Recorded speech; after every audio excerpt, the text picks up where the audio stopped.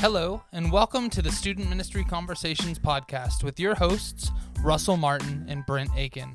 This podcast is all about equipping, encouraging, and inspiring youth pastors weekly with topics that are brought to the table by youth pastors from all over the world. And now, here's our host for this week, Russell Martin. Right. Hey, everybody. Welcome back to the Student Ministry Conversations podcast. My name is Russell Martin. I hope you enjoyed last week's conversation that Brent Aiken had. But we are continuing to dive in. I think we're probably 68 or 69 episodes. I've lost track at this point, and kind of recording ahead. And so we are just trying each week to try to bring you conversations that help equip and encourage you for ministry. And so if you've been with us, I encourage you to go back. If you haven't, listen to the other episodes. We have lots of great episodes covering a wide range of topics. And so today, though, we get the awesome ability to sit down with Anthony Vargas. And so I want to let Anthony introduce himself in just a minute, but I want to remind you, make sure studentministryconversations.org for our podcast notes, show notes, all the other episodes, other helpful articles and things. And you can always find us and connect with us at Talk Student Men on Instagram, Twitter, and Facebook. So with all of those formalities out of the way, Anthony, welcome to the Student Ministry Conversations podcast. Thank you so much, Russell. Awesome. Super excited to be with you guys. Yeah. And so we found Anthony on, I think probably on Instagram. And that's right. He has his own podcast he does. And so we're going to let him talk about that.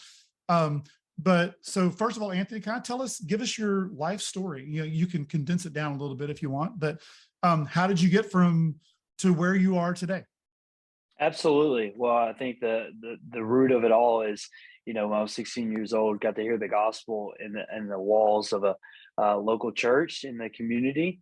And that forever changed my life, getting plugged into a youth ministry. And because of that, going to college, I went to a local community college, but still grew up in the church and wanted to give back to the church. So got the opportunity to serve as a youth leader in the group.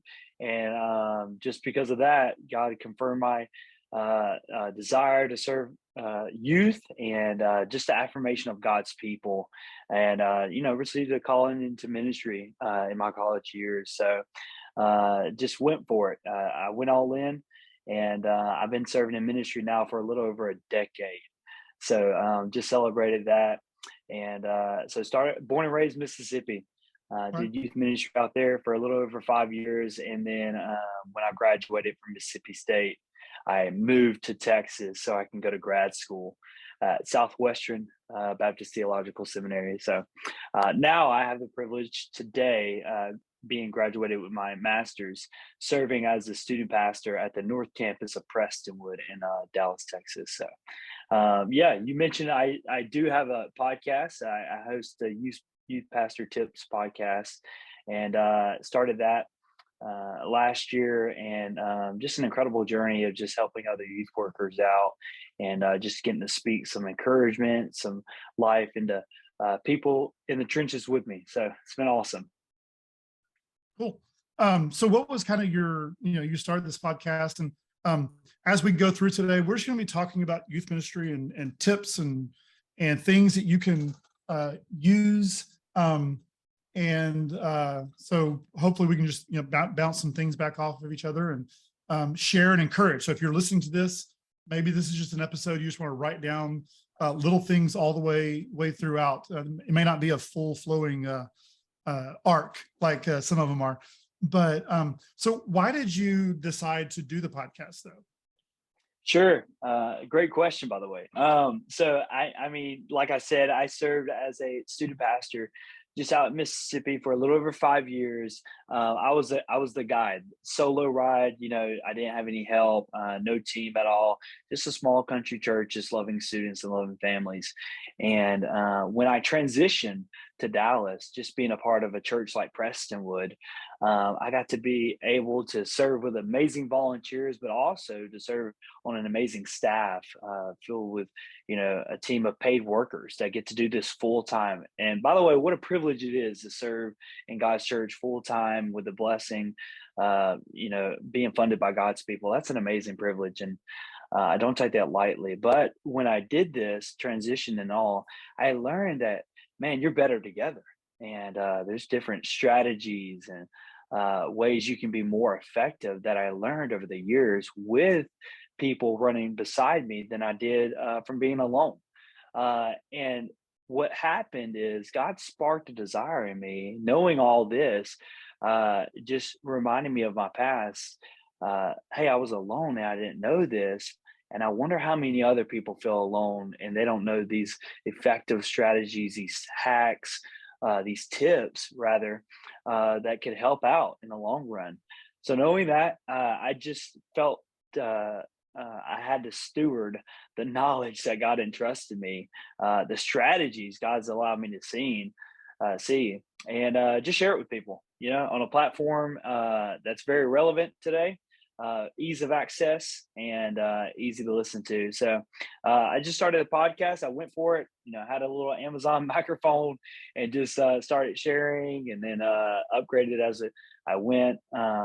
And then, man, just to see the feedback, the encouragement, to see people reach out, DM through the Instagram and just say, hey, I'm from Australia and I've been benefiting from your podcast. So just seeing people around the world taking encouragement. And that's the whole thing of the podcast. It was just to help youth pastors win, because I've heard it said best, and I believe it, that when, youth pastors, when they grow and they get better, the whole youth ministry, the whole church gets better. So I just don't want to, see the impact just be in Dallas for me. I wanted to steward that influence. So it's been a journey, and it's been fun, man. So that's kind of why.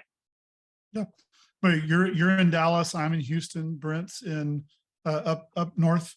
So we kind of got the whole state covered here. That's right. So tell me a little bit about your what's your process on your podcast? Just to dive in a little bit of specifics there, because I know that there are probably people listening that are thinking like, hey, I could do a podcast for my youth group, or for, it doesn't have to be like one like we do for youth leaders, but just kind of have any thoughts when you talk about youth pastor tips? Like, what's your process? How do you record your stuff, or what's your show format? I love it. Yeah, so it's super simple. When it comes just to the content itself, it just starts with an idea. And from that idea, I try to mind map and brain dump rather, what all I can speak into that. What do I know? What are things I'm reading or I could research to help pull content to this idea? And I'm asking the question, is it relevant for the people that are going to be listening? I'm always keeping it relevant for the audience.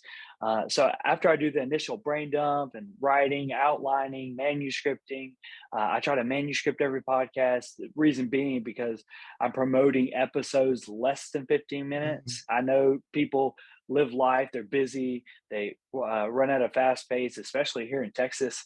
So I know I got to keep the content short, but I got to make sure every word counts. So I'm manuscripting after I outline and such. Well, when that happens, when I'm develop the content, the episode that is, I get on my Audacity. It's a free download, just a software that records. And I just record the episode. I have an intro and an outro that I had some freelancers do for me. And it makes it just a tad bit more professional, that is, for each episode. And then afterwards, for the hosting, I use Podbean. It's relatively inexpensive. For anybody that wants to host a podcast, this is a platform that will get your podcast on Spotify, iTunes, and such. So it's that simple, man. Just a couple of software downloads, Audacity, Podbean, and then just creating the content that's really relevant for any audience that you're trying to reach. Well, and as you were saying that, I was thinking like, that would be something for, I could see youth leaders using this in that same process of you talk about mind mapping and what you want to say. It may not be for other youth leaders, but it may be for your students, wherever wherever they're listening to you. That's within right. that. So you also do a really good job. I love your graphics. I'm just going to Appreciate it. boast on your side I a little bit. appreciate it, man. Love your what do you use to do your graphics with? It's formerly called Over, but now it's Okay. Studio. Yeah. Okay. I use it for anything iPhone graphics related, or even when I'm teaching on a Sunday morning, we have an LED wall. It's kind of wide, it has certain dimensions. Studio actually allows me to format to an LED wall or a 1080p TV. I love that about it. It's very clean, has all kinds of different functions that honestly you would see in an Adobe Creative Cloud. It's just on your phone. It's amazing. I would recommend it to anybody. Yeah. I know Brent does a whole lot of stuff on Canva, more print type things. But all these things are stuff that, we're kind of teching out a little bit here. But youth leaders looking for those tips, because these are, Instagram, you put up on Instagram or put up on anything else would be just, I like it's formatted, it's unique theme, but it's the same theme throughout and all those type of things. So anybody out there who is graphic minded or is looking at adding kind of this style in your youth ministry, I know not everybody does that. Some people are more music or whatever like that, but this is a great example for you to look at and see, these could be Bible verses. These could be tips from your message that you did and breaking down and taking and putting 5 quotes from your recent deal. Speaking into that, I got done teaching this past Sunday. The main idea I taught on was disciples disciple. Like, it's that easy. And just a simple reminder, I got on Studio real quick and I just inserted those 2 words, got a background off Unsplash. It's a free graphics. You can use it for whatever. Got a free background and just simply edited it real quick, posted it on our student ministry Instagram and say, hey, use this as an iPhone wallpaper. You can use those dimensions in Studio. Use it as an iPhone wallpaper this week as a reminder. Just simple, clean, unique. Just to encourage people. I think in the description when I put this up, I'm just going to say that Anthony and Russell geek out on graphics and other tips and That's stuff, right. All those different ways of doing things. So, all right, well, tell me about so you started this podcast, you said about a year ago, and you kind of talked about what your reasoning is. And we talked about how you did that as far as technical parts. But what are some of the greatest tips, or what are some of the tips that you just have, shared that you have gotten the best reaction from, or people have said have been real helpful or whatever like that? Oh, that's great. I'm already loving this episode. I feel like we're going down so many rabbit trails. Oh yeah, it's gonna be all rabbit trails.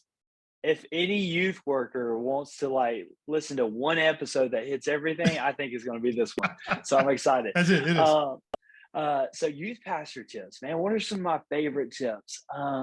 Okay, so I talk about a lot of different stuff on the podcast. And by the way, I'll be very transparent with you. The last episode I recorded was actually last April. And here's the reason being for that.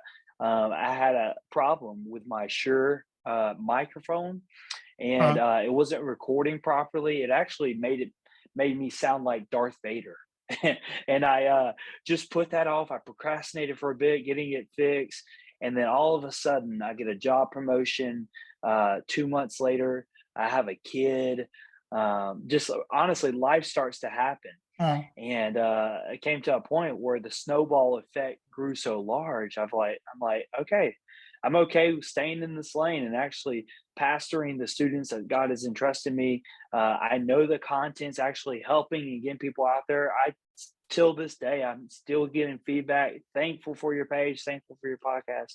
So that is the very reason I continue to support and continue to pay whatever I need to make sure ears are hearing what I believe to be an incredible resource for youth pastors. So that being said, I still love youth ministry to death. I mean, one of my goals this year is actually to write another ebook for youth pastors.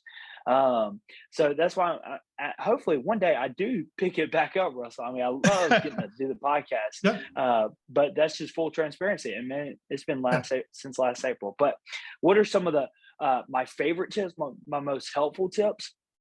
I would say let's just stay in the sphere of discipleship for a minute. I think discipleship, some of the greatest youth ministries, Russell, is when students are actually engaged in discipling other students. So I just believe in discipleship. I believe that is the Great Commission as we know of in the Bible. I believe that when we take part in that, we actually start to see amazing impact tangibly happen in the lives of our students, leaders, parents. So my encouragement, my tips for discipleship, if you don't already meet with 1 to 3 individuals in a group on a weekly basis, my encouragement is that you do. You pick a person, pick a group, whatever that looks like. You pick a place, you pick a time, you pick a book of the Bible to walk through, and you just do it. Kids will be grateful for it, for you holding them accountable to God's word, for you showing them what it looks like to live as a disciple. Parents would just be amazed and grateful as well that you're willing to get up at 6:30 on a school morning before they get to school, meeting them at a coffee shop, loving them like you do. I would say just a couple of tips with the discipleship: communicate with parents. That's a big one, because if you're discipling junior high boys, guess what? They're not driving. All right. So you got to communicate well, celebrate them well. I would say that as well.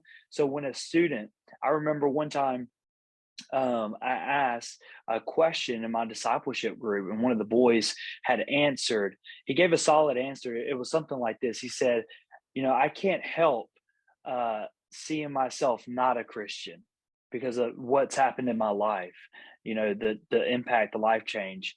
And I just used that quote he shared with me and sent that in a text to his parents one day. And their feedback was something as this, that, they said, you would never know how much this means to me. So celebrate them. I think discipleship is just one of the major things in youth ministry. If there's some more tips, I want to maybe shotgun some tips real quick. I actually wrote an ebook. If you want the PDF, you can get off my website, anthonyvargas.org. Shameless plug, by the way. I should think what I was going to do is I was going to go through and find a random tip, because I know you kind of share some rapid fire things like on your podcast. Like I've heard several episodes, and so you may not have the ability to go in as much depth, but we're a longer form podcast. So I'm going to throw out, but it's a random tip. Okay, I love it. And you can expand on it with now. And I will say, like, you have kept up your Instagram has a little more than you didn't stop doing your Instagram when you stopped doing that's right podcast. That's right. All right. So we're gonna talk about that. I had like several pulled up. I was like, I should talk about that one. You don't need a specific spiritual gift to serve in youth ministry. Anyone who loves Jesus is able to impact teenagers. That was one of yours. Yeah. Yep. It's I see so many people in the church today that feel unqualified to be around the young people. I think there's a myth. I'm too old. I just hate that lie is being spread around God's church, because I mean, even all throughout the Bible, Paul was older than Timothy. How old?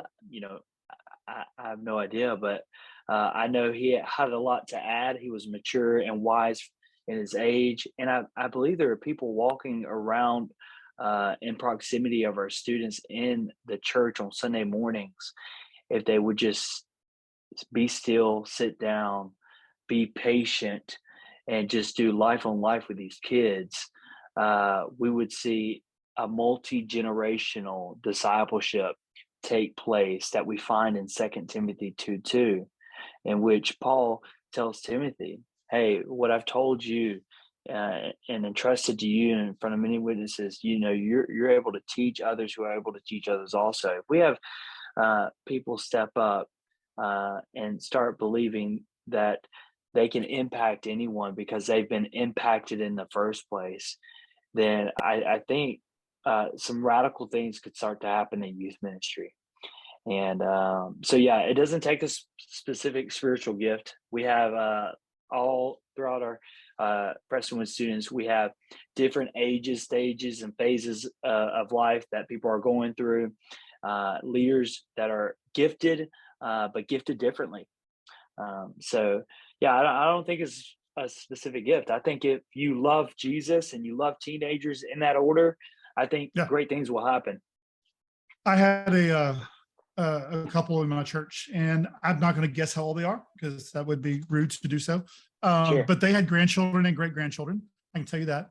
And one of the ladies, we called her Gmal. She took a group of 6th grade boys through high school, through graduating high school, or sixth or 7th grade boys, somewhere along there. Yeah. And I mean, she still sends them text messages, and she still, and she was their youth leader. Like, I was there, but she was the one who they went to. She was the one who they could talk. I mean, I remember going to playoffs for, when Pleasant Grove was in the playoffs. She went to the games. Yeah, it was, and it was a chunk of that football team was in her small group that she saw all the way through those things. So I definitely agree with you as far as like, it's not, what's the typical youth leader is, young and can play guitar and is athletic and come up with good games and, can walk on water. And you have a lot of people who have various gifts and connect with different students than you're going to, or than I'm going to, or, that's right. The guy who does band, or the guy who does, networking and loves, students. I think it was Doug Fields talked about a long time ago. He had this guy wanted to do a lock-in. It was like, we're going to do a lock-in, but we're going to take all of our computers and work them together and do gaming all night. And so that was their lock-in. Doug was like, I came by and got them pizza and left them alone, and they had a blast. But having different people utilize their gifts and to connect them in. All right. So one that you don't give much explanation about. You have one that says students are greater than emails. What does that mean? Yeah, absolutely. So I think in the pace, especially our culture here in North Dallas, we can experience the busyness of life. And I think that the main idea of this one is people over projects, being able to be with the people and not worry too much about the to-dos, the task at hand. And all that is secondary to ministry to people, because one of the greatest commodities, I hear this from my campus pastor all the time, one of the greatest commodities God has given us in ministry is his people. So that reply to that email can wait. That task that you have to do, that it may seem priority, it becomes at the bottom of the list when it comes to God's people. So here's what I would say to the youth worker, Russell. I would say this: if you find yourself behind your desk more than being with God's people, I would say you're doing it wrong, because ministry happens best away from your desk. It does every time. I believe that you're not able to see the hurt, the struggles. You're not able to do life, have fun. You're not able to hold accountable, disciple behind a computer. You're not able to do it. So that's the idea of that. And it's a reminder for me as an Enneagram 3, as a productive workhorse. Like, I want to get things done. I want to check the box. I want to hear the notification bell when I do it, right? Mm-hmm. But just a simple reminder that, man, it's people over projects. That achiever comes out in you with that. That's right. That's right. Yeah. So I'm an Enneagram 5. And Okay. so I'm much more like structured and doing Sure. this. And our youth leader's at Enneagram 7, which is fun because he's like, let's go. And I'm like, wait, we need to think about this and plan this out. So a lot of fun. We actually did that as one of the first things when I came to the church, was going through that with the staff. And it just helped so much just in Sure. understanding when people get stressed, when they don't, and all of those things that helps with. Have you done any Enneagram stuff with your, like I said, we are going all over the place too. Any with your staff, or do y'all use that at your church at all? Or is that just something you did personally? We actually do. We use different profiles. We utilize Leader. I don't know if you've ever heard of that. Leader. That's LEADR. It's basically a software to help hold us accountable. I have the privilege of leading a team at my campus, a student ministry staff. It's helping us hold each other accountable to meet one-on-one. It's a guided structure where I get to input some questions, some intentional questions. That way they can prepare beforehand and answer beforehand before we meet one-on-one. And I think that's the secret. If you're leading any staff team, the secret sauce that is one-on-one meetings. Because in those meetings, I get to exercise first my spiritual gift of encouragement. I love to speak life into people. I love to share, what I see God's doing in them. But it's also helping me check in with them. And these intentional questions, such as, hey, what are some of your top priorities? And then also, hey, what are some things I can help you grow in as a leader? Two different questions, right? But those questions will never happen if, I wasn't meeting with them and utilizing our software Leader. So going back to your original question, which was, I went down a rabbit trail. That's okay. We're talking how you utilize Enneagram. If you do.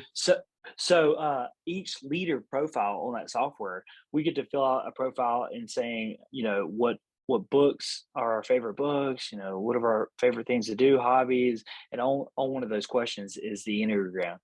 And I remember a few years ago, our student ministry staff around our multi-campuses, right? We went on a retreat and we actually did, beforehand, we did personality tests. That way we can get to know each other, because chemistry is a big deal when it comes to working with people, man, on church staff. You got to love the people you work with, or you're going to be miserable. You got to know who the people you work with, so that you can find that chemistry. You got to know what their struggles are, what do they enjoy doing, and how they love to be worked with. So yes, we take personality tests seriously because that chemistry is a big factor. What are some of the other ones that you said you take personality tests? Are there any others that you find helpful? Yeah. So the Enneagram is a big one. We did at the retreat several years ago. It was what's the one with the ENGP, whatever? Or is it Myers-Briggs with the INTP? It is the Myers-Briggs. I can't remember all the. Somebody will correct us if we're wrong. Yeah. So the Myers-Briggs. There is another one too. Have you ever heard of the one, isn't there one with animals like shark and yeah, I don't have that one. I do know there was one that came out kind of during COVID, I think, and Patrick Lencioni did this, and it was the 8 geniuses, the 6 or 8 geniuses. Wow. And it was like, are you are you like the big idea person? Are you like the person who kind of galvanizes people together? Are you the encourager? Like some people may be a dreamer and come up with the idea, but they're not going to be the ones. One of the gifts was tenacity, and so they're not going to be the ones with the tenacity to finish it. And that's me. I'm like, let's go. We could do this. We could solve this problem. Here's the deal. But when we get 4 months into it, I'm like, okay, I'm ready to go on to the next problem, but this is still going. And so it talks about those. It's I'm gonna look it up while we're talking, but it's working genius, and it's Patrick. It's the 6 types of working genius. Oh wow! It's Patrick Lencioni, and they kind of launched it kind of around COVID, about 2020, 2021, I believe, around there. Carrie Newhoff had him on the podcast, and so I'm a big Carrie Newhoff podcast Me fan. too. And so that's kind of like where our format kind of comes from, is that more like just conversations with people like he does. So I know he won't listen to this, but it's a problem. But one of the things you mentioned was talking about groups and working with staff. And so I know we have a lot of people who are the only people on their youth ministry staff, but what are some tips with working with staffs besides your personality and taking retreats and stuff? So, that's a great question. And if I would say this, if you have the privilege of actually, having the opportunity to lead a team, that's a big deal, and it's a big responsibility. So don't ever take that lightly, that God has entrusted you in a position like that. I know I don't, and I'm not perfect. I fail often, and I'm grateful for the grace that the team and that shows me weekly. But some tips I would just share with leading a team is number one, communicate often. I think communications, we know it's a big piece when it comes to leading a team. Just your job is to be ahead of them and to remind them what's coming up, to lead well in that, because over communicating is a gift. So don't ever think it's annoying of any sort, because ministry, it's messy, it's hard, and we get distracted a lot of times. So it's your job to communicate with your team. I would say second tip is to coach up. It's your job. You've been in their shoes, or you wouldn't be in the shoes you're in. You got the experience. I would say always look for opportunities to bless them with your leadership and coach them well and help them grow as a leader, because who knows, one day they're going to be in a role or a position like you where they're getting an opportunity to pour into other people. So don't assume they know. When it comes to different facets, when it comes to like discipling students, for instance, we're going to put it in the ministry context, or evangelizing, sharing the gospel with people. Don't assume they know. Coach them up in it. Show them what it looks like. The best leaders, they don't just say it, they do it. They lead by example. So when you're coaching, you're not only talking about it, you're showing them how to do it. I think Jesus did it best, right? He modeled that. He assisted. He watched them, and he left them to be. The mall method, that is. But when you're coaching them up, I've read some great books. It's all about asking great questions. I think there's a book that it's called The 7 Questions, A Coaching Habit. I can't remember it off the top of my head, but incredible book. Just being intentional with your questions when you're coaching them. So the next one I would say is always communicate clear expectations. They need to know what it is that you expect from them. Always explain it, what the mission is, what the goal is ahead, the vision that God's placed on your heart. And then when you communicate that, bring clarity on what it is that you need, or what it is that you actually expect from them weekly, daily. The more, the better. The simple, the better. Asking the question, when you communicate, does that make sense? Right? We don't want to leave any room for frustration, that they just assume that they know. I would say if you're leading a team, another tip would be creating moments of fun. You always want to have fun. Ministry, it can be fun at times. It's okay, right? It doesn't always have to be serious and pastoral. You can celebrate what God's doing in your ministry. You can have fun with your staff. What are some of those things you do to celebrate with your staff? Yeah, absolutely.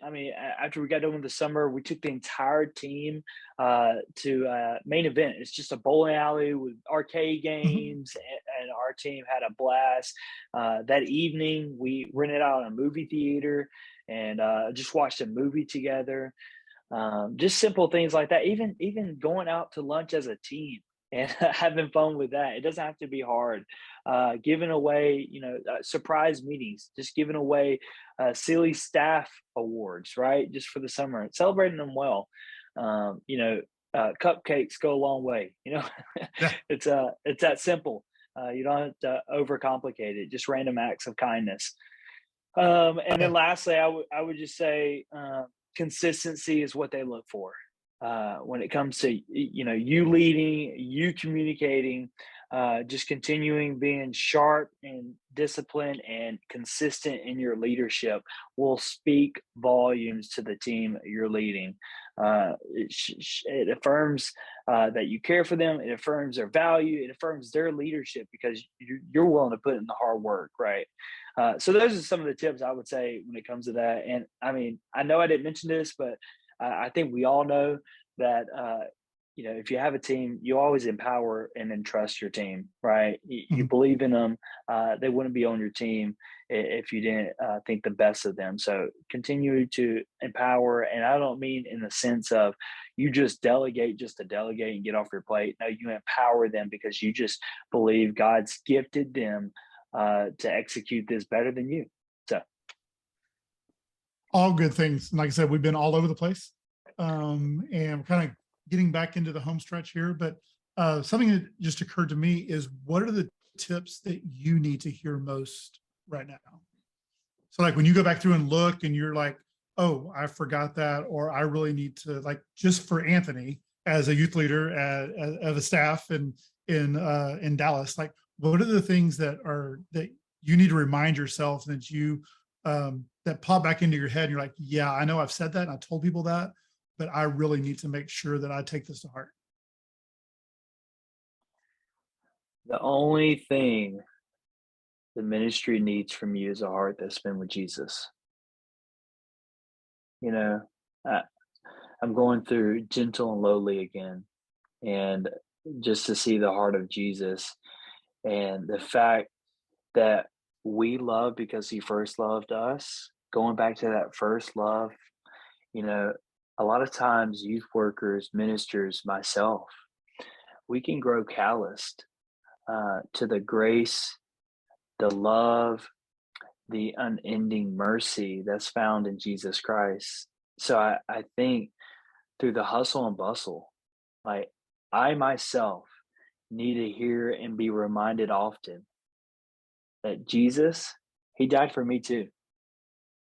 So I think that would be my encouragement that I need to hear myself, is that I need to be at the feet of Jesus before I go chasing after any teenager that's lost.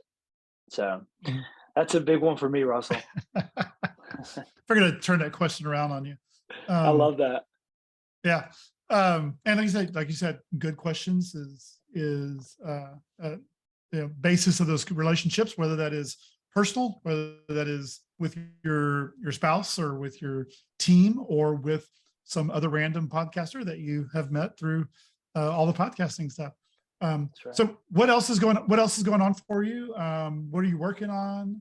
Anything coming up for you that you want to share with us, or let people know about? You mentioned an ebook that people may not know about that you've already done. So tell us a little bit more about the future for Anthony, and anything else you want to share. Future of Anthony. So I have a passion, just for evangelism and sharing the good news. I believe that's what God's called us to, and I'm passionate about seeing teenagers speak up about what they believe. I think for a lot of youth ministries, we need to turn the volume up a little bit on our belief system. And I think campus ministry is one of the greatest ministries, but it doesn't have to involve youth pastors. Right? Hear me say this. I love campus ministry. I want to be there every day the campus is open, hanging out with students, high-fiving. But we have to make sure that we're empowering and equipping, and going back to what I said, leading these students by showing them what it looks like to make sure their school is a mission field. Like we believe, and Prestonwood students, we believe that, this past week, we didn't send students back to school. No, I'm believing that we sent missionaries back to their mission field. And one of this idea of, Jesus said it best to his disciples, right? Go into all the world, proclaim the gospel to the whole creation. And I just think going into all the world, could look like going into our world, right? The sphere of influence, the circle, the friend groups, the teammates, the classmates, the people we work with, workmates, whatever it looks like. I believe that it starts there. So how can we teach and raise up a teenager to actually know how to share what they believe? Maybe that's through their testimony. Maybe that's through a methodology like the 3 circles. How do we teach them to transition everyday conversations into gospel conversations, as the book teaches? So I'm passionate about that. So I've been working and writing on that idea, on what it looks like for a teenager to be bought in, all in, and to own their faith, because I just believe the difference between a teenager knowing what they believe and owning what they believe is when they begin to share what they believe. I think that's the difference, because in that moment, they're going to experience persecution. In that moment, they're going to experience a miracle before their eyes when they sow that seed and they see the Spirit of God, allow that seed to take root. And they see when they invite someone to trust in Jesus, it works. Like I don't think evangelism is dead. It still works, right? Yeah. So yeah, that's what I'm passionate about. And hopefully I can finish. My goal is to finish a rough draft by the end of this year. And, I may be that guy you were talking earlier. You had him on the podcast while he's writing, and then he releases a book. I'm hoping to be that guy, right? That I get to release a book that the Lord has put on my heart. Yeah. Well, all good stuff. And so thank you so much for spending your time here with us. AnthonyVargas.org is where all of your stuff is, and that's speaking. You also mentioned you coaching, speaking, pouring into other youth leaders. Besides AnthonyVargas.org, if someone wants to get a hold of you, what's the best way to find you? Yeah, absolutely. If you want to check out, DM me on my Instagram page. It's as simple as @_Anthony Vargas. I make it easy for the people. So yeah, just check me out there. All right. Awesome. Well, Anthony, thank you so much for joining us and sharing your youth pastor tips.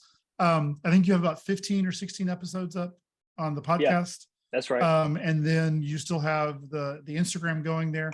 And so I encourage everybody, you got a taste of the tips here. There's a whole lot we didn't go into about social media and engaging parents. And one of the things that caught my eye that I agree with is youth ministry fruit is best seen 10 years from now. And so all those different Instagram posts he has, also a lot of them have podcasts that go along with them. And so I encourage you to go check those out. And then maybe you'll get to where you can go and record, get to a season of life where you can record some more and keep encouraging and equipping and empowering youth leaders. So thank you so much for that. So any last words? No, it's been a privilege. Thank you so much. Just with the consistency, I mean, you're at 68 right now. I mean, that's somewhere encouraging. On there, yeah. Just to see you guys keep at it and keep encouraging the world of youth ministry. We're better because of you. So Thank you. Well, thank you. And thank you for all that you do for youth leaders. And if you've been made it all the way through this, thank you so much for joining us. We will, this episode, when you're hearing this, it was recorded a couple of weeks ago. But every other week, Brent has an episode and I have an episode. So we should keep doing these. And we thank you for listening and for following and for liking. And so do all the things you're supposed to do on a podcast, click like. And if you're watching this on YouTube, know that it also is on all your major podcast platforms. And if you're listening on one of those platforms and you want to see Anthony and his very neat background and me and my very messy background, you can do so on YouTube as well. Just look for Student Ministry Conversations wherever you go. And thank you for joining us.